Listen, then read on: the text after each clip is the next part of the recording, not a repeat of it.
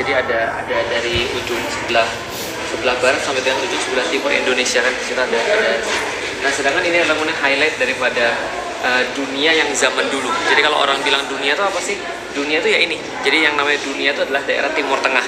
Yang lain belum ada. Timur Jauh itu belum kelihatan.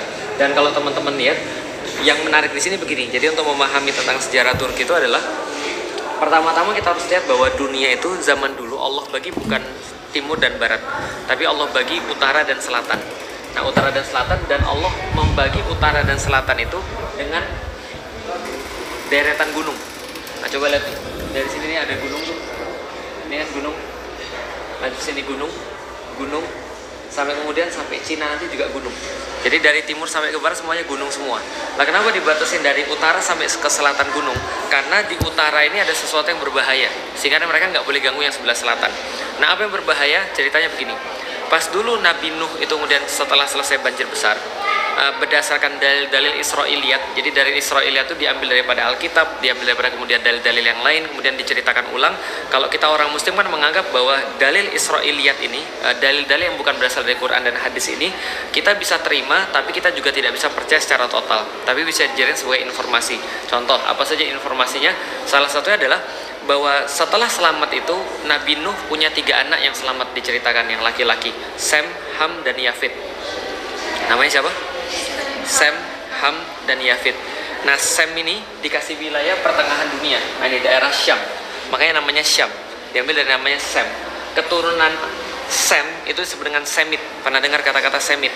Contoh misalnya orang-orang Yahudi berkata, kita terus menggalakkan orang-orang Jerman itu adalah gerakan anti-Semit yang nggak setuju sama orang-orang Yahudi, Holocaust dan sebagainya. Nah, Sem itu adalah keturunan daripada Sem. Bahasa-bahasa Semitik misalnya, bahasa Arab, Ibrani itu Semitik, satu rumpun. Kenapa? Karena sama-sama keturunan Sem, gitu kan ya. Nah, setelah kemudian Sem dikasih wilayah dan bagian Syam ini, bagian Timur Tengah ini, juga ada yang namanya Ham.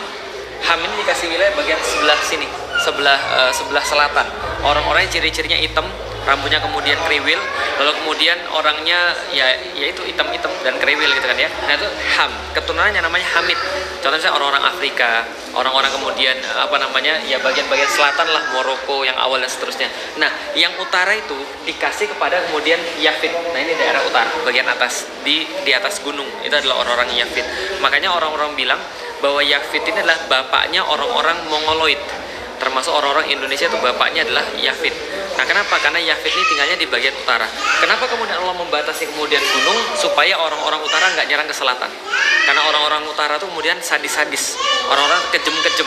Mereka bangsa penunggang kuda, mereka kemana-mana dikatakan oleh Rasulullah pakai sendal dari bulu. Nah, kenapa? Karena dingin. Dan mereka orang-orang yang daerah atas-atas ini. Siapa aja keturunan Yafitik? Attila Dahan itu Yafitik, Viking itu Yafitik. Siapa lagi misalnya? Orang-orang Mongol itu Yafitik. Turki juga termasuk Yafitik. Nah, termasuk orang Cina juga Yafitik. Nah, makanya sejarah itu menghiasi bahwa seluruh peradaban itu, yang orang-orang di bawah, yang tengah dan bawah ini, semuanya menutupi seluruh celah-celah gunung ini kalau ada. Karena kan kalau ada gunung-gunung begini nih, ada kemudian kayak gini-gini sungai, ini kan membelah gunung nih. Nah, ini kan berarti kan ini kan bisa lewat orang. Nah, maka orang-orang tuh nutupin celah-celah ini supaya dari utara nggak nyerang ke selatan. Contoh misalnya Cina itu kemudian walaupun mereka Yafitik juga, mereka nutupin dari Mongol untuk nyerang ke sebelah selatan. Dari sini juga sama, orang-orang nutupin ini juga. Orang-orang Itali, daerah Eropa sana juga nutupin dari atas. Kalau pernah baca Asterix dan Obelix itu juga sama kan. Ceritanya seluruh peradaban di dunia dari timur sampai ke barat tuh menakutkan orang-orang yang sebelah utara. Karena orangnya kejem-kejem, orangnya sadis-sadis, orangnya pintar perang. Nah, ceritanya pada satu waktu pernah baca tentang Zulkarnain belum tahu? Al-Kahfi pernah baca? Surat Al-Kahfi terakhir tentang Zulkarnain kan. Zulkarnain disuruh Allah ke timur, suruh Allah ke barat. Ujungnya Allah suruh ke tengah. Di tengah itulah kemudian dia diminta oleh kaum untuk kemudian menutupi sebuah celah yang kemudian jadi tempat menyerangnya Ya'juj dan Ma'juj.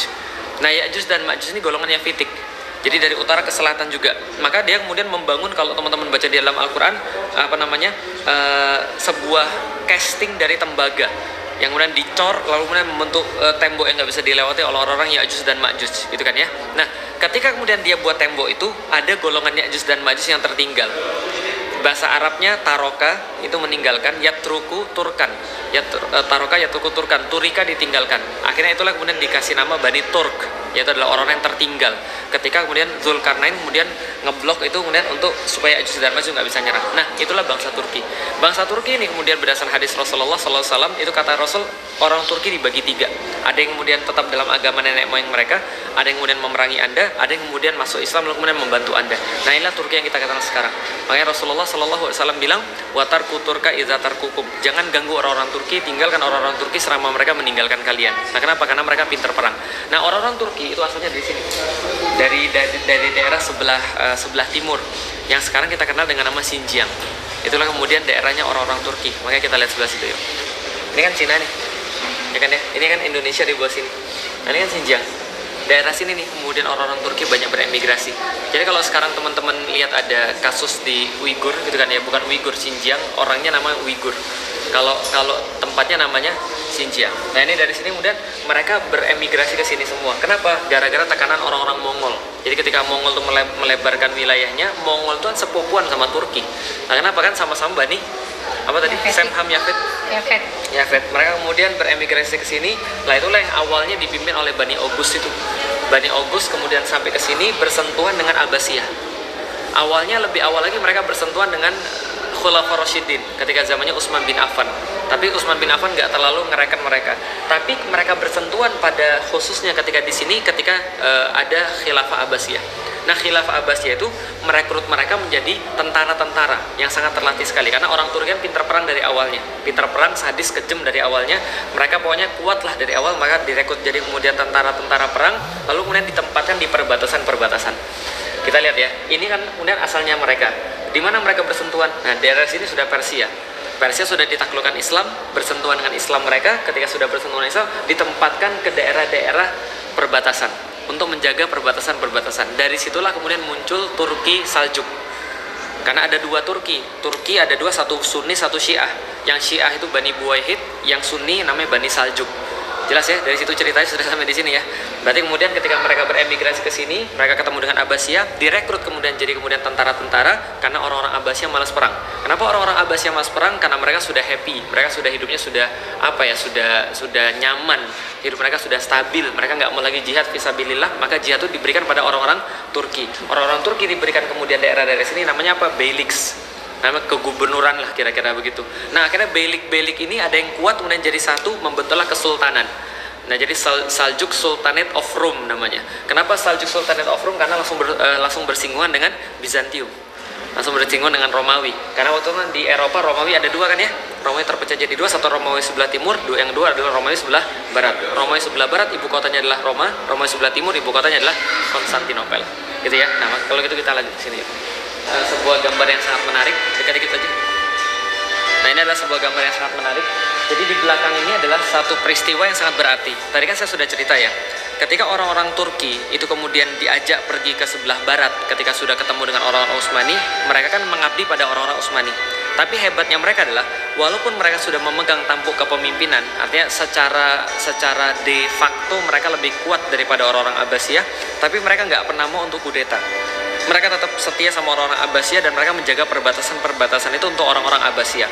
Waktu itu ketika zamannya Mu'tasim misalnya, Mu'tasim itu seorang khalifah, dia sempat ditanya sama orang-orang Arab, kamu ini kok saking banyaknya kamu merekrut orang-orang Turki sampai-sampai kami ini mengira ini adalah negara Arab atau ini adalah negara Turki. Ini adalah kemudian kekhilafan Arab atau ini adalah kekhilafan Turki. Karena saking banyaknya orang-orang Turki. Kenapa? Karena Mu'tasim itu pernah sangat zolim pada ulama. Jadi kalau pernah teman-teman dengar Ahmad bin Hambal ditangkap gara-gara kasus khalqul Quran, yang menganggap bahwa Al-Quran itu adalah bukan makhluk, sedangkan pada waktu itu pemahaman daripada Mu'tazilah menganggap Quran itu adalah makhluk. Maka kemudian Ahmad bin Hambal kan salah satu yang kemudian tidak setuju. Akhirnya dia dipenjara, disiksa oleh salah satunya adalah di bawah pemerintah yang Mu'tasim. Mu'tasim menjadi tidak populer di kalangan orang-orang Arab. Dan akhirnya dia meminta bantuan orang-orang Turki untuk jagain semua tempatnya, termasuk di sebuah kota namanya Samarra. Samarra itu kan banyak sekali orang-orang Turki. Saking banyaknya orang-orang Turki, mereka kemudian berpikir ini kekhilafan Arab atau ini kekhilafan Turki. Nah, ketika kemudian mereka berlaku seperti itu, karena saking banyaknya orang Turki yang ditempatkan di ujung, salah satu yang kemudian berhasil mengorganisir jadi bagus adalah namanya Kesultanan Saljuk. Tadi kan ada 2 kan ya, yang Sunni itu namanya Saljuk, yang Syiah namanya Buwayhid. Nah, Saljuk itu sultan yang sangat terkenal namanya Alp Arslan. Alp Arslan itu, Alp Arslan artinya singa, singa yang sangat pemberani, Alp Arslan. Nah itu orangnya tadi yang kita belakang dilihat. Ini adalah kasus ketika tahun 1071, namanya peperangan Manzikert, sekarang namanya daerah Malazgirt. Nah Manzikert ini 1071, kenapa terjadi kejadian begitu? Saya sudah bilang Abbasiyah bersentuhan dengan Turki. Lalu kemudian pada tahun 1000-an ketika mereka sudah ngirimin kemudian ke ujung-ujung kota mereka untuk jadi penjaga-penjaga perbatasan, maka mereka dapat pada saat itu mereka itu menambah luas wilayahnya. Jadi karena banyak orang pengen masuk Islam, banyak wilayah masuk Islam, ini Saljuk ini bertambah luas wilayahnya dan bersentuhan langsung dengan Romawi. Romawi bilang ini, oh ini nggak bisa dibiarkan. Nah kenapa? Ini bocah sudah ganggu kita. Nah kenapa? Kalau dibiarkan gini terus habis kita. Padahal tahun 1000-an itu Bizantium lagi kuat-kuatnya. Kaisarnya namanya Romanus Diogens. Nah Romanus ini akhirnya mengumpulkan pasukan. Ada yang bilang 200.000, ada yang bilang 40.000, manapun, tapi itu masih 2 kali lipat daripada pasukannya Alp Arslan pada saat itu. Nah ketika kemudian dia ngumpulin pasukan 200.000 atau 40.000 tadi, taruhlah 200.000 ya, dia kemudian ngajak perang. Alp Arslan nggak mau nanggepin, tapi kemudian dia tetap ngajak perang. Akhirnya Alp Arslan mengerahkan seluruh pasukannya, memerintahkan seluruh pasukannya untuk pakai baju warna putih kayak di situ. Itu bukan hanya baju warna putih, tapi dia libet kemudian badannya pakai kain kafan, dan seluruh pasukannya juga sama. Bahkan di perisai-perisainya juga dikasih kain kafan. Supaya kenapa? Maju, kalau kalian mati kalian sudah dikuburkan pakai ini. Tapi kalau kalian selamat berarti Allah sudah memenuhi janji pada kalian. Kalau kalian mati kalian akan syahid. Maka kemudian pasukannya setengah daripada pasukan Konstantinopel Romawi waktu itu, kemudian dikalahkanlah pasukan Bizantium atau Romawi tadi. Lalu kemudian rajanya ditawan. Akhirnya dibawa namanya Romanus Diogens.